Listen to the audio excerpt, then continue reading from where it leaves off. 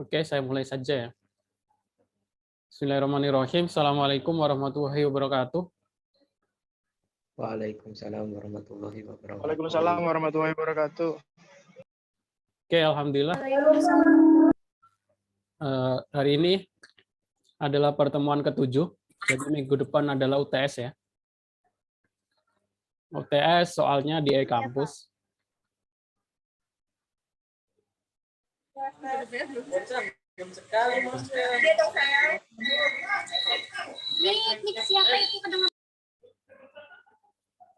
Oke, di pertemuan ke-7 ini saya akan melanjutkan materi tentang basis data kemarin.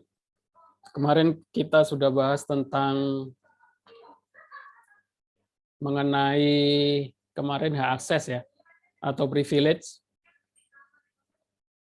Minggu ini saya akan bahas tentang masuk ke dalam relasi ya.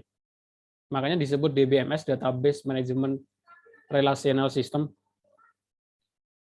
Database relasi ya, database relasional. Kenapa disebut database relasional?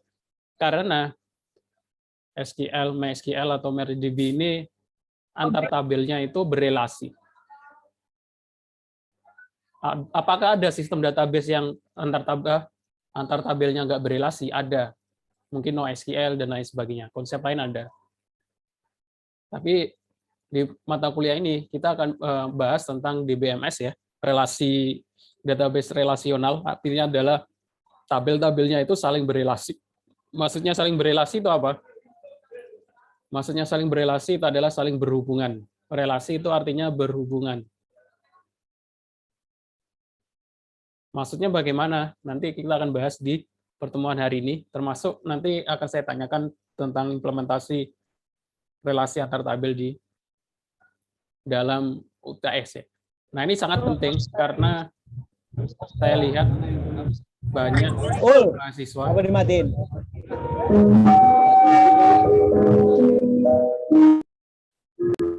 Kalau pengalaman dari sebelum-sebelumnya, banyak mahasiswa yang desain database-nya masih kurang tepat. Maksudnya bagaimana?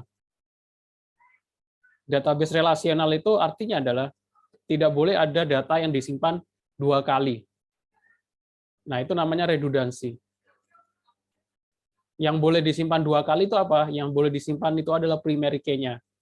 Nah, primary key itu boleh muncul di tabel lain, tapi selain primary key, nama dan lain sebagainya itu nggak boleh. Nah, ini masih banyak yang masih belum paham.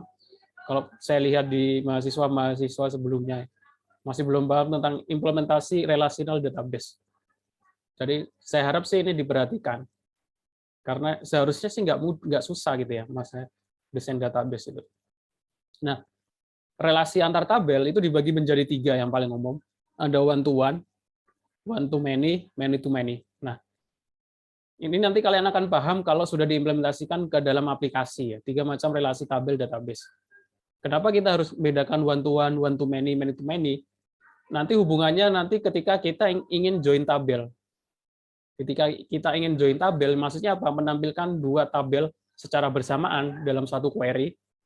Nah, itu kalau relasinya nggak jelas, entah itu one-to-many, harusnya many-to-many dibuat one-to-one atau one-to-many, nanti akan kesusahan menampilkan relasinya, menampilkan join tabel datanya. Nah, relasi tabel ini ada one-to-one, one-to-many, many-to-many. Perbedaannya apa saja? Nah, yang pertama one-to-one, relasi one-to-one ya. Relasi one-to-one itu maksudnya bagaimana? Kalau secara bahasa, mungkin secara bahasa ya, secara bahasa Indonesia, one-to-one ya 1 ke 1. Maksudnya bagaimana? Relasi one-to-one adalah relasi yang mana setiap satu baris, satu record, satu data pada tabel pertama hanya berhubungan dengan satu baris pada tabel kedua. Jadi seumpama kita punya 2 tabel gitu. 2 entitas. Kalau di sini contohnya adalah dosen dan jurusan. Kita pengen buat tabel dosen, isinya mungkin nama dosen, alamat dan lain sebagainya, terus jurusan. Di jurusan nama jurusan itu ya. Otomatis kan kita buat beda tabelnya. Nah, untuk menghubungkan itu bagaimana? Jadi dosen ini di jurusan apa, dosen ini di jurusan apa. Nah, ini kadang ada yang masih belum paham tentang pembuatan tabel. Ada yang buat tabel dosen dan jurusan itu dijadiin satu gitu ya. Ini ada nama dosen, terus bawahnya nama jurusan. Nah, ini agak susah. Nah, jurusan itu harus dipisah, dibuat tabel sendiri. Kenapa?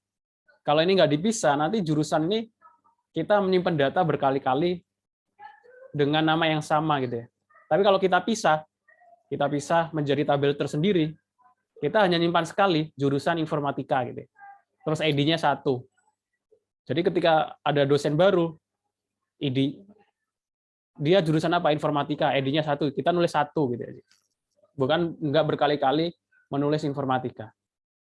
Kalau berkali-kali menulis informatika, kalau ada yang salah tulisannya informatika, kita harus ganti satu-satu gitu ya. Tapi kalau ini informatika berubah menjadi sistem informasi, ya kita hanya merubah di tabel ini saja.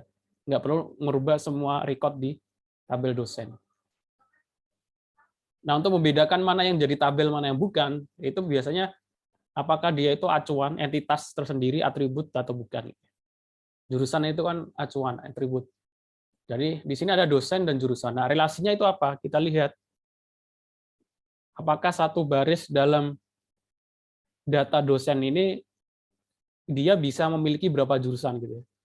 Mungkin kalau realitanya mungkin dosen ada yang ngajar di beberapa jurusan, tapi secara aturan kan dosen itu hanya berada di satu jurusan gitu ya. Maksudnya sesuai dengan kompetensinya. Kalau dosennya informatika ya di ngajar di jurusan informatika. Artinya apa? Setiap satu dosen itu satu jurusan. Berarti relasinya adalah one to one. Maksudnya seperti itu. Oke. Cukup jelas?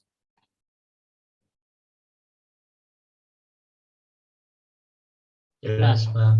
Implementasinya dalam tabel bagaimana? Nah, implementasi tabel nanti kita akan mengenal namanya foreign key. Jadi foreign key itu apa? Nah, ini bentuk tabelnya akan seperti ini ya. Jadi ada dosen, tabel dosen, ID dosen, nama dosen. Terus dosen itu ngajar di jurusan apa? Kadang mahasiswa udah semester akhir gitu, skripsi buat tabel, dia masih nulis di sini jurusan, di sini jurusan gitu. Nggak dipisah buat tabel sendiri. Nah, itu kurang efektif, maksudnya masih salah, redundansi. Kenapa? Tadi sudah saya jelaskan. Sebenarnya di sini ya, ada dosen ngajar informatika. Kalau di sini ditulis informatika, bukan ID-nya, ketika ini error, informatika salah kutip, kita harus ganti semuanya. Gitu. Tapi kalau informatikanya berubah menjadi sistem informasi, gitu ya kita hanya ganti di satu tabel ini saja. Otomatis ininya akan berubah semua ya. Karena dia mengacu ke tabel lain. Tujuannya sih seperti itu. Jadi relasi one to one itu maksudnya bagaimana? Relasi one to one itu satu ke satu. Implementasinya di tabel, jadi primary key-nya boleh muncul di tabel jurusan. Nah, primary key-nya itu akhirnya muncul, kita hubungkan ke tabel lain menjadi foreign key, FK istilahnya, foreign key. Nah, mana yang lebih tepat, apakah berada di dosen atau berada di jurusan, FK-nya. Nah, kalau one to one itu boleh di dosen, boleh di jurusan, karena nilainya sama. Nah, kalau di sini contohnya, bentar, ini kayaknya kekecilan ya. Benar ya. Jadi di sini akhirnya nanti bentuknya akan seperti ini. Di sini kan tabel jurusan ya. Ada ID jurusan, nama jurusan.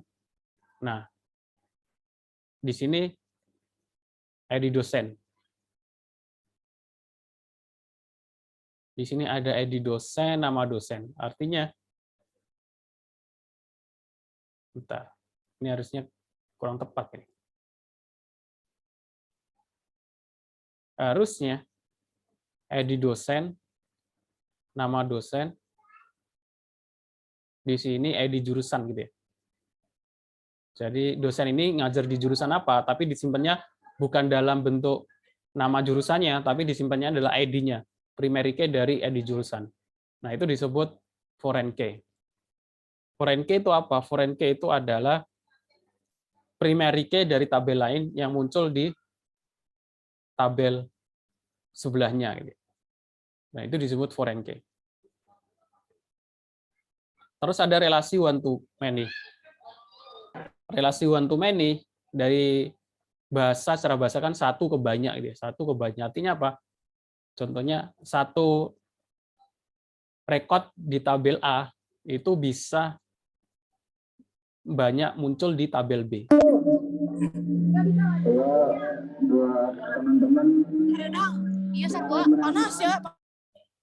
Contohnya bagaimana? Contohnya ini mahasiswa ke dosen wali gitu ya. Artinya apa? Satu mahasiswa itu bisa ke satu mahasiswa, dosen wali bisa menerima banyak gitu. Gimana Mas? Adalah relasi yang mana setiap satu baris data pada tabel pertama berhubungan lebih dari satu. Jadi satu mahasiswa ke dosen wali ini bisa satu dosen wali bisa banyak gitu ya. Jadi ini satu, ini banyak B atau one to many. One to many. Many kan artinya banyak ya. Jadi satu mahasiswa dosen wali bisa menerima banyak mahasiswa. Ini relasi one to one, one to many. Kalau contohnya, contoh tabel relasi one to many seperti ini.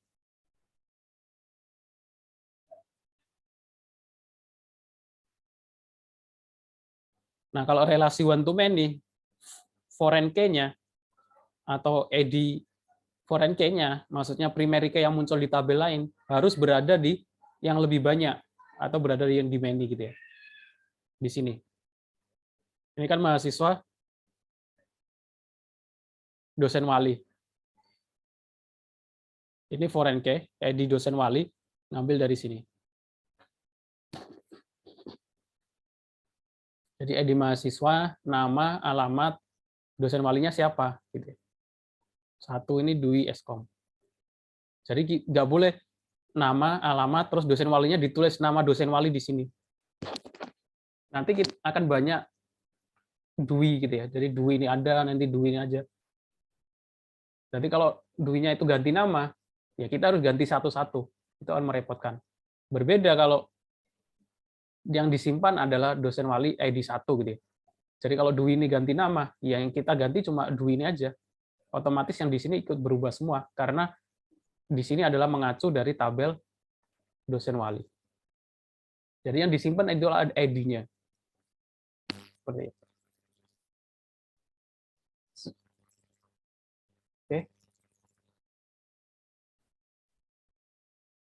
Kalau sudah terbiasa buat tabel di Excel sih harusnya bisa mengerti ya, maksudnya kadang di Excel itu ada istilah drop down gitu ya, muncul ngambil dari data. Oke. Terus ada relasi many to many.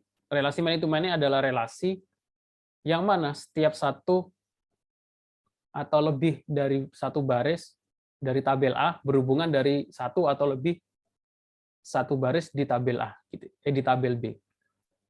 Ya berbeda yang tadi. Kalau ini tuh banyak ke banyak, many to many. Maksudnya nah, banyak mahasiswa, contohnya bisa mengambil banyak mata kuliah. Jadi mahasiswa ini bisa banyak, mata kuliah itu bisa banyak.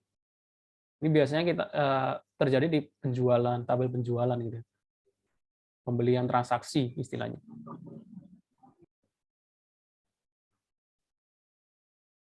Jadi mahasiswa ini bisa menerima banyak, mata kuliah juga bisa menerima banyak. Nah, kalau seperti ini, nah ini yang membedakan.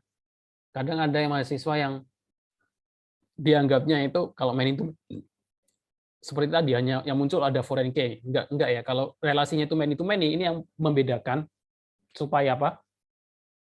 Supaya nanti ketika join tabel akan mudah. Jadi kalau relasinya many to many, kita harus membuat tabel baru di tengah. Jadi nggak ada foreign key di sini, FK-nya ini nggak ada, FK di sini juga nggak ada. Tapi FK-nya itu muncul digabung di satu di tengah. Itu kalau relasi many to many. Jadi di sini mahasiswa, nama mahasiswa, alamat, di sini mata kuliah, kan tadi many to many, terus di tengah. Nah, di sini nilai ini bisa nggak ada primary key-nya? Boleh, karena dia tabel detail gitu ya. Untuk detail dari mahasiswa dan mata kuliah. Isinya apa? Primary key-nya itu diganti menjadi foreign key masing-masing tabel. Mahasiswa sama ID mata kuliah. Biasanya ditambahkan atribut lain, mungkin ini adalah atribut nilai gitu ya. Jadi ID mahasiswa, kalau kita menampilkan ini, nanti akan lebih mudah. Nah, ini yang paling mungkin membedakan dari yang lain. Jadi dilihat dulu, kalau kita membuat, oh nanti di mata kuliah, nanti ada mata kuliah perancangan database, ya mungkin di situ mungkin akan lebih detail. Kalau ini saya mengenalkan aja dulu, artinya apa? Untuk bagaimana menghubungkan antar tabel gitu. Jadi menghubungkannya itu dengan foreign key. Foreign key itu apa? Foreign key itu primary key yang muncul di tabel lain. Kalau digambarkan dalam bentuk Excel itu seperti ini. Mungkin kalau sudah terbiasa dengan Excel gitu. Biar apa? Biar kita datanya itu enggak berbeda gitu. Di sini semua tabel mahasiswa.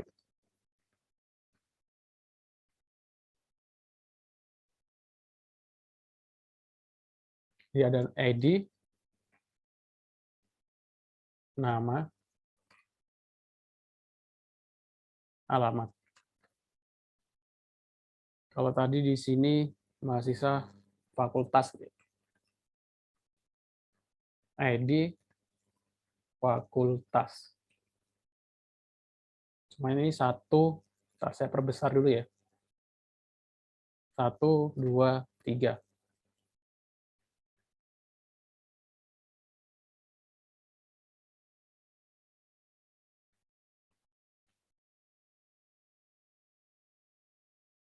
Nah, kebanyakan mahasiswa desain database-nya itu masih saya buat tabel mahasiswa, ID, nama, alamat. Di sini dia tulis nama apa? Oh, ini jurusan mungkin, maksudnya jurusan. Di sini nama jurusan. Nah, di sini ditulis nama jurusan. Ada yang masih seperti itu. Sering saya lihat. Nah, kalau seperti ini nggak bisa ya. Semuanya saya tulis di sini informatika gitu. Nanti di bawahnya informatika lagi. Semuanya ini satu, ini informatika. Nah, semua informatika ini berubah menjadi sistem informasi. Kita harus ganti satu-satu di sini. Nah, itu akan rumit gitu ya. Maksudnya kita harus ganti berkali-kali karena informatika muncul di banyak mahasiswa gitu ya. Kemudian sini 2 matematika.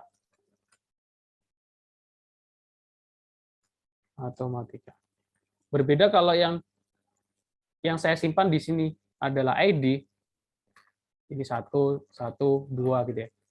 Semua informatika ini ganti menjadi sistem informasi, ya kita tinggal ganti satu tabel saja di sini. Otomatis ini akan ikut berubah karena dia mengacu di sini. Nah, nanti kita akan belajar tentang join tabel. Join tabel bagaimana? Semuanya ada tabel jurusan, ada tabel mahasiswa gitu ya. Coba tampilkan ID, nama, alamat, jurusan. Nah, ini kita baru implementasikan join tabel, yaitu bagaimana tabel mahasiswa kita joinkan ke tabel jurusan. Nanti kita belajar di materi selanjutnya. Seperti itu. Nah, emang aturannya seperti ini, karena ini namanya database relasional. Kalau tadi itu nggak berelasi database-nya. Artinya apa? Artinya adalah ada hubungan. Hubungannya di mana? Hubungannya di ID jurusan. Ini primary key. Nah, ID jurusan yang muncul di tabel mahasiswa ini disebut foreign key. Foreign itu kan luar, key itu kunci yang dari luar gitu. Maksudnya seperti itu. Nanti kalau ini many to many, kita harus buat tabel di tengah. Itu saja untuk relasi antar tabel gitu. Nah, sekarang contoh bagaimana implementasi foreign key di dalam pembuatan tabel menggunakan query SQL. Seumpama di sini saya punya desain database. Nanti UTS-nya akan seperti ini ya. Saya kasih desain database, kalian buat tabel, buat user dulu dari awal, kasih hak akses. Saya kasih kisi-kisi UTS-nya seperti itu ya. Jadi semua soalnya ada desain database seperti ini. Paling nanti saya minta buat user ketentuannya berikut, terus berikan hak akses, yaitu login dengan user tersebut, buat database, buat tabel, terus isi data, hanya itu saja paling. Nah, sekarang ada contoh database penjualan. Nah, di sini ada tabel pembeli, di sini ada barang gitu. Nah, desain database ini bentuknya akan seperti ini. Bukan seperti flowchart ya. Sebenarnya seperti UML gitu. Di sini ada tabel pembeli. Biasanya di atas ini ada ditulis pembeli saja atau nama database-nya dulu, penjualan, titik pembeli itu juga boleh seperti itu. Artinya database-nya penjualan, tabelnya pembeli. Pembeli ini punya ID pembeli, otomatis ini adalah primary key ya. Terus ada nama, jenis kelamin, nomor telepon, alamat. Nah, di sini ini relasinya many to many. Ini tabel di tengah ini yang muncul transaksi. Di sini ada ID transaksi, primary key. Jadi di tengah ini tabel detail ini boleh ada primary key, boleh enggak. ID transaksi ini adalah foreign, ini primary key ya, PK-nya. ID barang ini kan ngambil dari samping sini, artinya ini foreign key. ID pembeli ini foreign key juga, ngambil dari tabel pembeli. Terus ada tanggal, keterangan.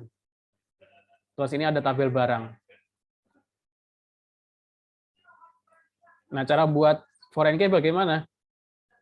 Pertama, nah ini, untuk membuat tabelnya, yang perlu diingat-ingat,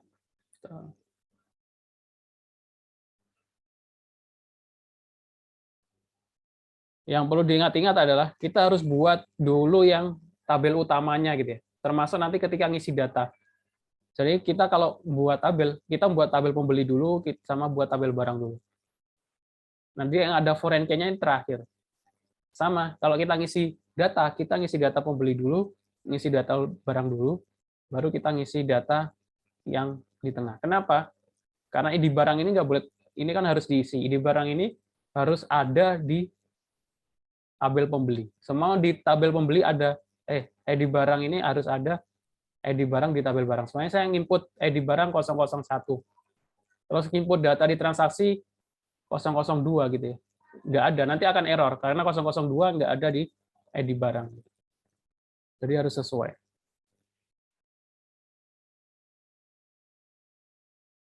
Pertama kita buat dulu tabel pembeli. Create tabel pembeli seperti biasa, sama ya. ID pembeli not null, boleh ditulis not null. Nah, ini ada auto increment. Jadi kalau auto increment itu apa? Auto itu kan otomatis, increment itu bahasa Indonesianya apa ya? Menambah otomatis, apa sih increment itu? Naik otomatis itu. Naik gitu ya. Artinya apa? Auto increment primary key. Artinya ID pembeli itu auto increment itu dia akan ngisi sendiri. Mulai dari 1, 2, 3, 4. Jadi kita nggak perlu ngisi. Kalau kita tulis auto increment, kita kosongkan. Ketika ngisi kita kosongkan, dia akan ngisi sendiri. Kalau pertama ya 1, 2, 3. Jadi biasanya primary key menggunakan auto increment biar kita nggak perlu ngisi gitu ya. Kalau nggak ada ketentuan formatnya bagaimana, biasanya dibuat aja auto increment.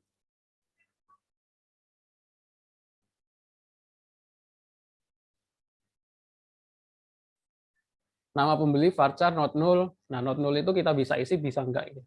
Kalau kita tambahkan not null, artinya harus diisi, nggak boleh kosong. Jenis kelamin, nomor telepon, alamat. Nah, kalau di sini nggak ada not null, jenis kelamin, nomor telepon, alamat, dan lain sebagainya itu bisa kita kosongkan, nggak perlu diisi itu bisa. Jadi nggak akan error. Tapi kalau ada not null-nya, itu artinya harus diisi. Kalau nggak diisi nanti akan error. Tapi kalau nggak ada, opsional, bisa diisi atau enggak. Ini create tabel pembeli, setelah itu kita buat tabel barang dulu. Create tabel barang,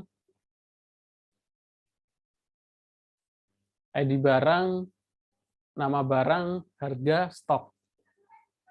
Nah, setelah kita buat tabel pembeli, tabel barang, kita buat tabel yang di tengah, yang ada foreign key-nya. Nah, caranya bagaimana? Sama, kalau ID transaksi, not null, ID barang. Jadi, tadi sesuai dengan rutenya, ID transaksi, ini primary key, ID barang, integer, ID pembeli, integer, tanggal, varchar, nah ini tambahnya. Formatnya constraint, ID barang, Artinya ini harus sama ke atas ini ID barang. Dia adalah foreign key dalam kurung ID barang. Reference merujuk ke tabel barang dalam kurung ID barang. Jadi seperti ini untuk menunjukkan bahwa dia foreign key. Jadi constraint ID pembeli foreign key di sini. Dalam kurung nama fieldnya ID pembeli, reference merujuk ke tabel pembeli ID pembeli.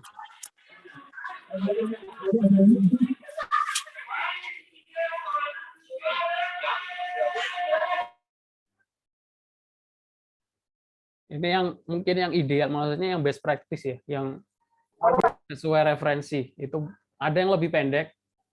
Ntar saya kasih contoh untuk pembuatan. Saya lihat di W3 School. Ada juga yang nulis seperti ini. Ada juga yang nulis seperti ini. Foreign key langsung, person ID, reference, person ID, person, tabel person, person ID. Ada yang seperti ini juga boleh.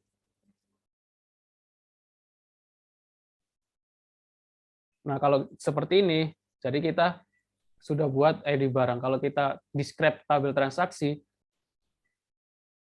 tampilannya adalah seperti ini. Di sini ada ID transaksi, primary key, auto increment, terus ada ID barang, sama ID pembeli. Ini adalah foreign key.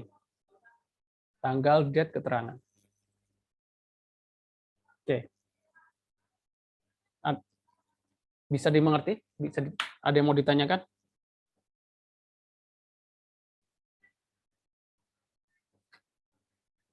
Bapak izin bertanya, Pak. Ya, silakan. Untuk yang di key itu, yang untuk ID barang dan ID pembeli, mul itu maksudnya gimana ya, Pak?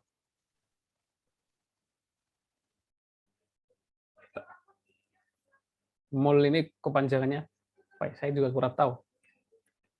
Artinya dia mungkin multi dari foreign key, menunjukkan bahwa dia foreign key, ID barang sama ID pembeli.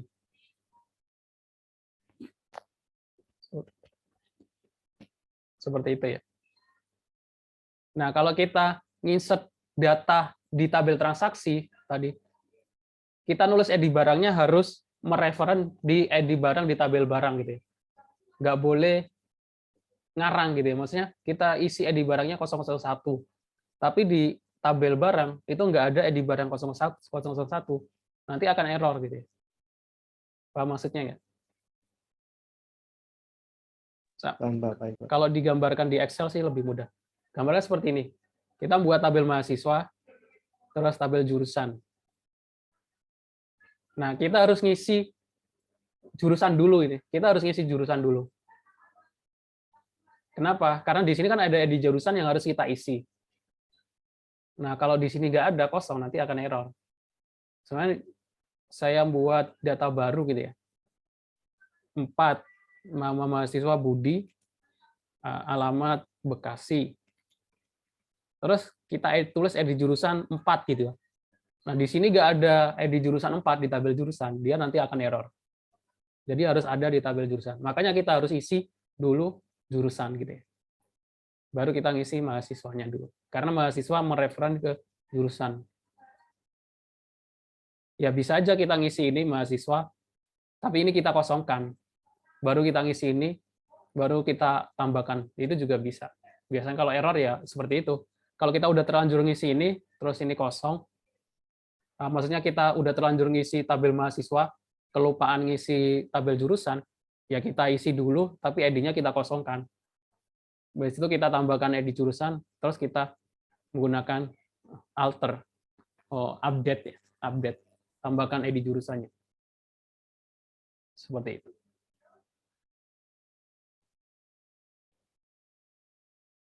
Ada lagi yang mau ditanyakan?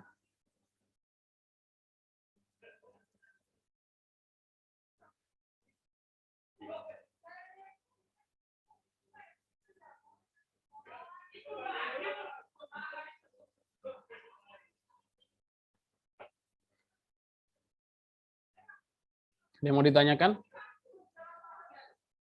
Cukup kayaknya, Pak. Cukup ya. Oke, jadi terakhir sekarang pertemuan terakhir minggu depan UTS artinya apa? Artinya pengumpulan tugas. Pengumpulan tugas 1 sampai 4 ya. Itu terakhir ya minggu depan. Minggu depan sebelum UTS. Jadi kalau UTS-nya hari ini Sabtu, berarti pengumpulan terakhir adalah Jumatnya. Oke ya. Oke, kalau nggak ada yang ditanyakan lagi, saya cukupkan perkuliahan saya hari ini. Kalau yang belum mengumpulkan tugas, silakan dikumpulkan. Kalau ada yang revisi, silakan direvisi. Pak, izin bertanya, Pak. Ya, gimana? Untuk pengumpulan UTS nanti seperti biasa lewat itu, Pak, lewat Enggak, yang dari Bapak.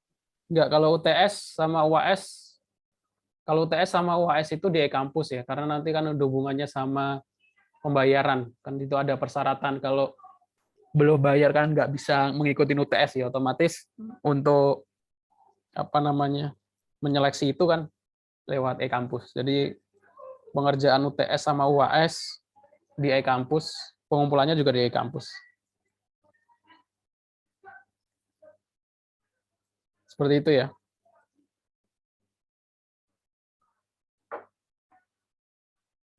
Terus mungkin masukan lagi, mungkin kalau buat laporan itu jangan kecil-kecil. Bentar, saya lihat dulu di yang sudah ngumpulkan ya.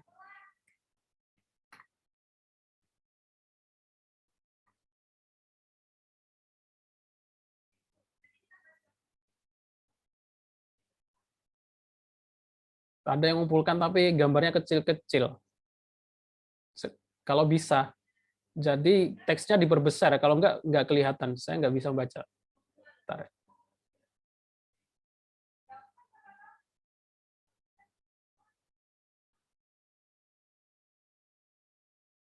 Kalau ini sih masih bisa dibaca, tapi kalau saran saya, semuanya seperti ini ya.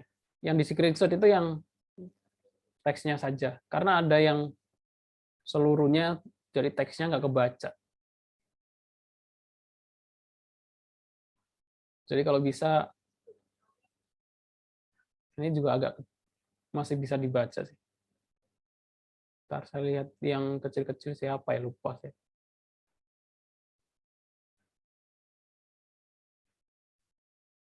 Ada yang kayak gini gitu ya, kecil. Yang di sini seperti ini, tapi kecil seperti ini. Jadi dia tulisannya teksnya kecil, dia screenshot semuanya. Jadi kalau bisa diperbesar dulu gitu ya.